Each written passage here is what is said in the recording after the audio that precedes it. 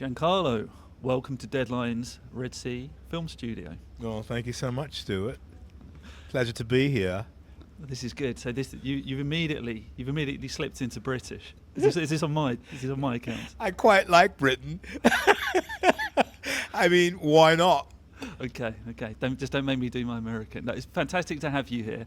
And it's interesting. I was thinking ahead of time about all the things you've been in before, but I'm curious to talk about what's to come as well, because I was doing a quick search and it looks like you've been very, very busy very recently, and it looks like there's a lot to happen next year or so. What wrapped the most recently? Was it the film Kill Me?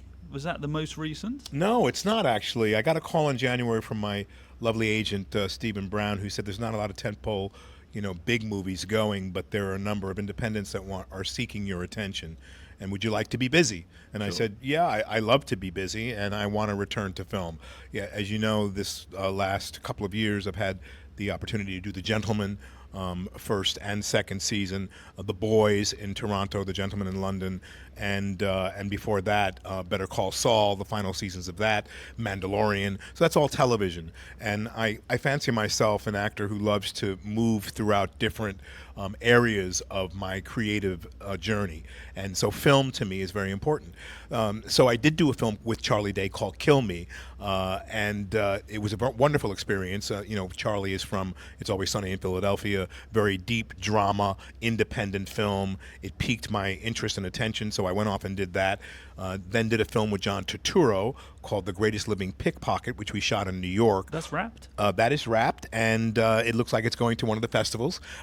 It's almost quite certain it's going to a festival, so I'm excited about that. I play a role that is very deceptive. You don't know whether he's good or bad, and you kind of find out throughout the journey of the film. And then I got a chance to work with Mahershala Ali in a film called Your Mother, which is interesting being here in Saudi and sitting with you now, because I'm so moved by the call to prayer and the dedication to spiritual dedication here. And this is about a Muslim who has an ex-life as a soldier, but also a mercenary for freedom. Okay. And so a very wonderful, wonderfully portrayed by Mahershala Ali. So those three, and then did a film in Saudi last year called Seven Dogs. I had the experience of working in this country, so to be here at the Red Sea Film Festival is really quite wonderful, because I had the experience of working with a Saudi and international crew, and I got a chance to observe and see what Saudi needs in regard to how they need to be uplifted in learning how to make film in Saudi in a particular way. And so it was really an eye-opener, to be a part of the business in this particular culture. And then let's pick that thought up, because there's a burgeoning film business here and in the region. There's an incredibly young population, and there's an appetite for great content, films and series as well. And yet it's not often that you have Western stars coming over and making big movies here. So it's kind of interesting that you had that experience. It really is. 70% of the population here is under 30. And this is the largest consuming film audience probably in the Middle East, and I would venture to say in partly the world. And they consume Western and European films, but mostly American movies. But their desire is to make films here at home. How do you do that given the landscape, and how do you break the taboo of what people think about Saudi Arabia, that it's all desert and all you can shoot is Kandahar, but you can also shoot Arizona, and how do you shoot something different? Well, there's a film studio in Alula that has access to that area, which is very different than what any of us have ever seen. And so there are possibilities here that exist, inclusive of training up folks in how to do it. They certainly have the infrastructure to handle it. And at risk of sounding pretentious, there is something important in film and TV as well, but on screen in general, in people seeing their lives, their realities reflected back at them.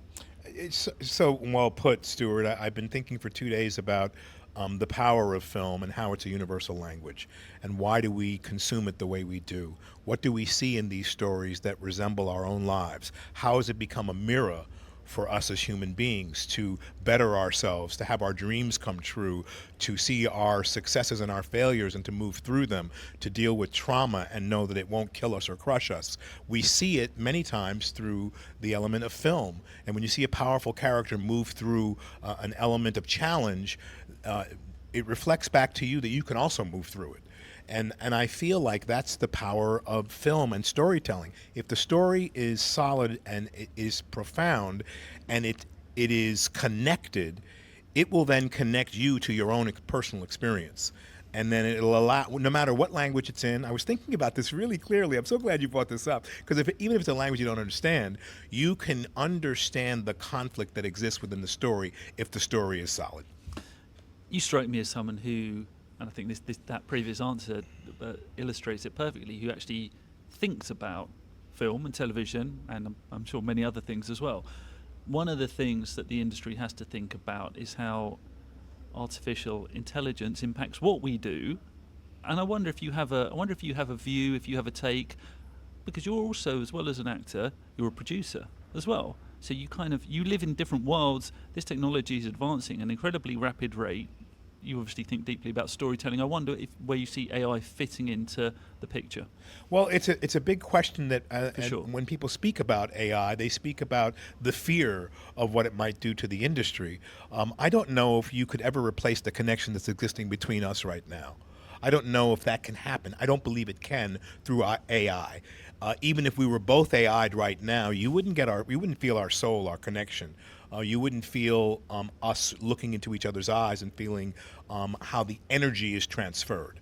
And so I do worry that people are a little worried about it. I'm more worried from my youngest daughter, who educated me that AI is poisoning the water because of all the energy it takes to cool the chips.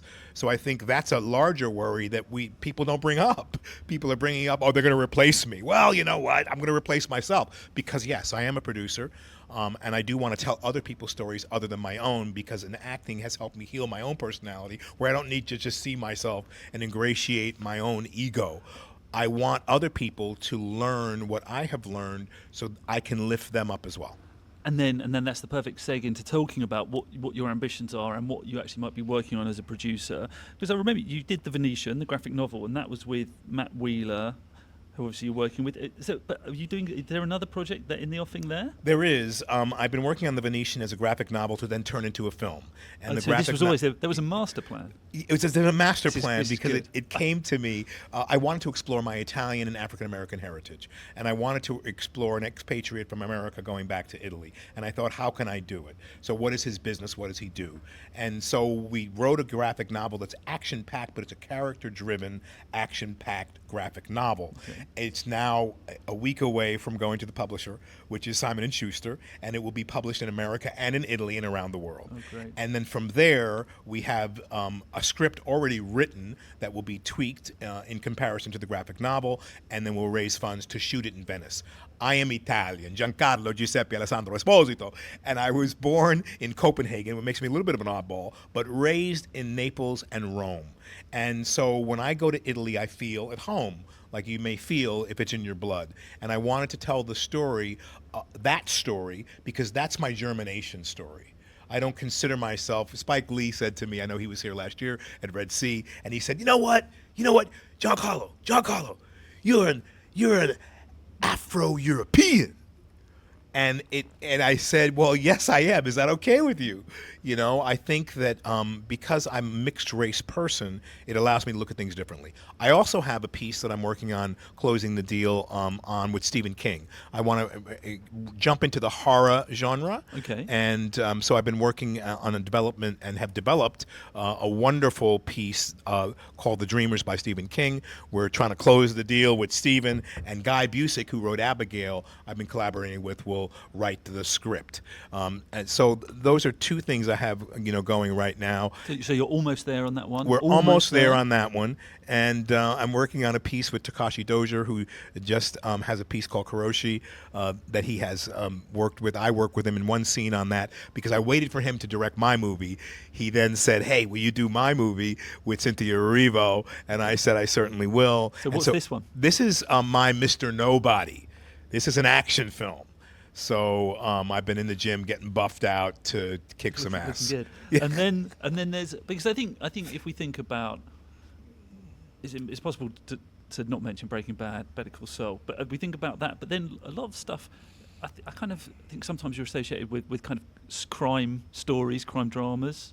You're so kind, Stuart. He said that so delicately and so gracefully. I tried. Yes, a nefarious villain. You avoided that word. I was building up to it. Oh, I love it. But it's interesting. You as an actor, do you kind of deliberately then, now you've got a little bit more control as a producer, and I would imagine a choice of projects, do you seek to kind of to step out of those lines a bit? I sure do. We see mainstream things, but during the period of Breaking Bad and Better Call Saul, I did a piece called I did a few good guy roles. Unpregnant Road Trip, where I played a guy who looked threatening but was really lovely. A Stargirl, where I played a paleontologist, really nice guy. I love the bad guy, don't get me wrong. People ask me, you do a great bad are you guy. tired of being typecast? I said, well, no, I'm not typecast. I make a choice. I choose to do what comes to me. And I'm thank goodness, because of my producing and directing, that I've been able to, and because, Captain America, you get that one tentpole movie, you can put a little away. I can make a choice to do what I do, but I think I'm still eradicating the bad guy within me. I think there's darkness and light in all of us. And I think from the traumatic childhood that I grew up in, I've had to spend time letting go of that angry black man who wasn't accepted in America for being part Italian and part black. And so that created a feeling inside me. I took care of my family for years. That created a resentment inside me. So that's when I said earlier that acting has been a way for me to heal my personality. I'm not done with being a bad guy. I love putting you in pain, Stuart. I mean, I can't think of a better way to end it than that on that bombshell line. Giancarlo, truly a lot of fun and a pleasure to have you in our Deadline studio. So thanks so much for dropping by. It's my pleasure and honor. Thanks for having me.